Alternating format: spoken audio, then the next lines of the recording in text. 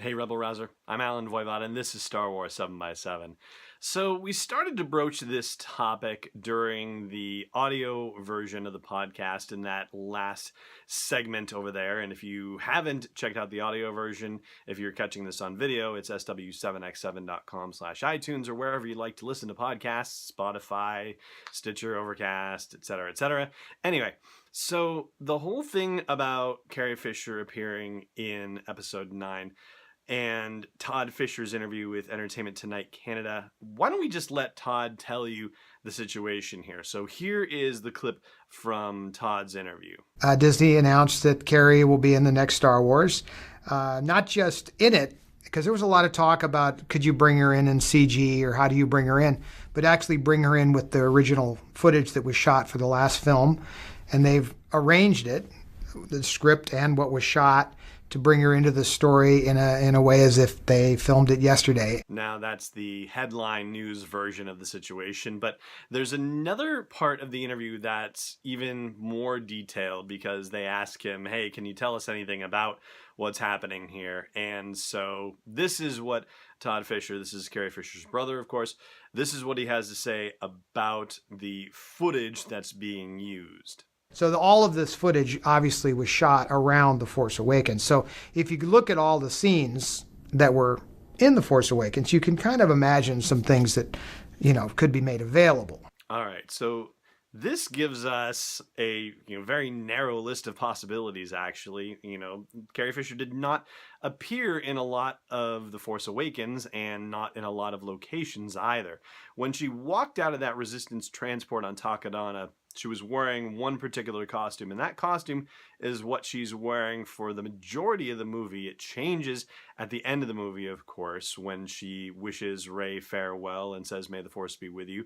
But we see her coming off the transport on Takodana and see her there amidst the ruins of Maz Kanata's castle in the battle that they had with the First Order. And then most of the time in the movie, we see her inside the Rebel Command Center. Listen to me, the Resistance Command Center, my goodness. So in the Resistance Command Center, walking around in there. And then there's a brief scene where she's outside the Resistance Command Center on Dakar when she's saying farewell to Han and Chewie and Finn, sending them off on their mission to Starkiller Base. But that's it. So we've got 4 basic general situations where she's appeared in The Force Awakens. On Takodana, coming off that transport inside the Resistance base, outside the Resistance base in her, full general Resistance gear, and then outside the Resistance base in a more traditional formal gown situation, which is, kind of, I guess, traditional in a way for Leia to be in some sort of interesting gown at the end of a movie. At least it was in Star Wars and Empire. In Jedi, obviously, she was still in her commando fatigues. But anyway, that's what we're looking at for Leia as far as footage they can take and use. Now, that being said, all we know is that they're going to use something from The Force Awakens, but they haven't said anything about whether they're going to use footage from any other movies. And Todd Fisher in his interview keeps referring to the last film, and sometimes it seems like he's talking about The Force Awakens, but sometimes he's talking about The Last Jedi and saying that some of her best acting was in there. So, it occurs to me that with Force Ghost situations in particular, if Carrie is going to revert, if Leia is going to revert to a younger version of herself and appear as a Force Ghost, then they could take an image of her from any of the original trilogy movies and roll with one of those. And of course, that's never something that they would tell us at this point in the production. I mean, that would just give us too much of a hint about things because I'm spitballing here about the whole Force Ghost situation, but they're going to have to acknowledge her passing somehow. And, the working theory here at Star Wars 7 by 7 is that the movie is going to take place 5 or 10 years after the events of The Last Jedi, and Carrie Fisher will have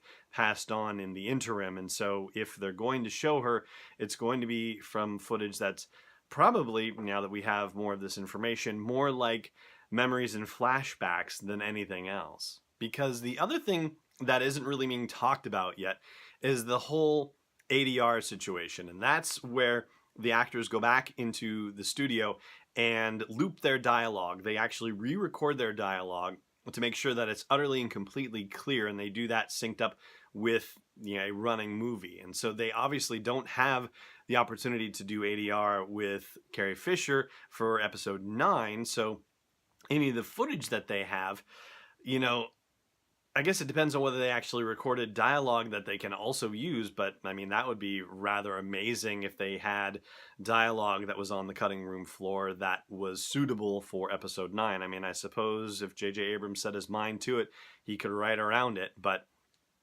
I find it to be a rather challenging prospect. I mean, even Rian Johnson, when he was talking about doing his editing and post-production for The Last Jedi, how dicey it was making sure that Leia's dialogue was okay because they didn't have Carrie Fisher to come back in and do the re-recording of the looping of the ADR, however you want to refer to it.